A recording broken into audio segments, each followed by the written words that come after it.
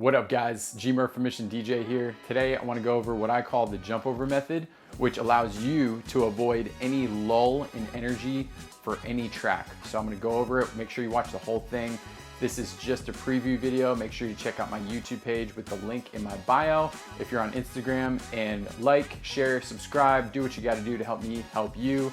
And Mission DJ, I'll talk to you guys soon. All right, guys, this is a quick method I've come up with to skip over low energy parts of the song if necessary.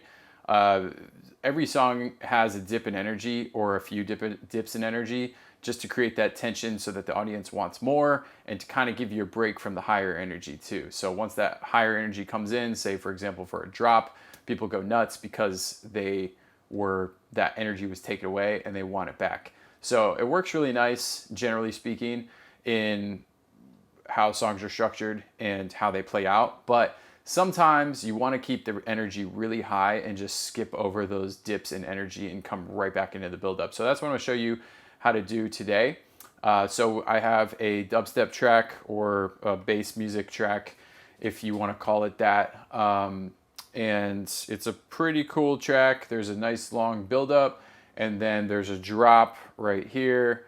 And then it kind of goes into a little bit of a lull, which I'm going to show you how to skip. So let's listen to the build up real quick, and then we'll go into the drop.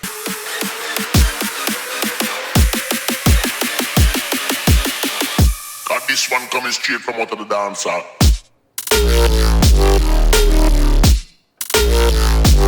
So nice and heavy, same energy here, same energy here, and then watch what happens.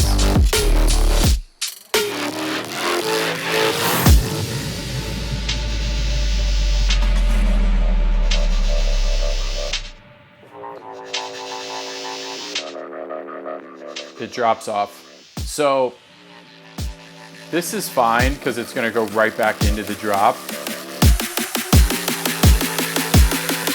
Got this one coming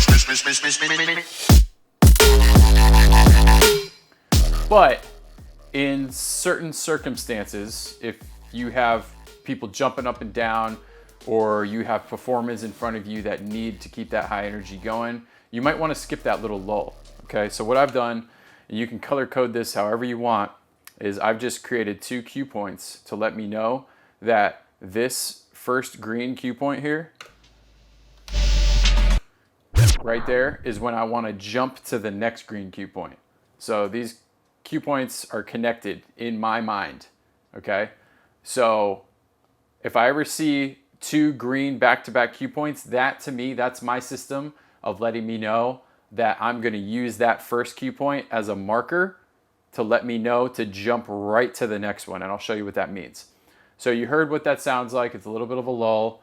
It's not too drastic, but again, you might want to avoid that in certain situations if you want to keep people jumping or what have you. So let's go back to that, and I'll show you the jump over method.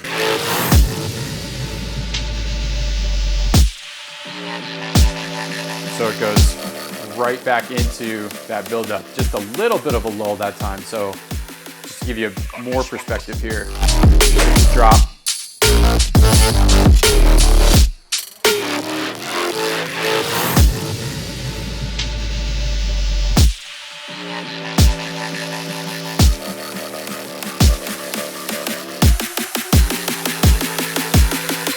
Got this one coming So it sounds like that little lull never happened because it didn't. It didn't exist when I played it out. So that's really crucial for keeping the energy super high if you need to. And again, you can just go in here, right click in Serato and change it to whatever color you want. I like green because I don't often use green, and that signals to me that in my mind, in my system, that's a jump over cue point. So I'm just going to use this first cue point as a marker. I'm not going to touch that, because if I touch that, it's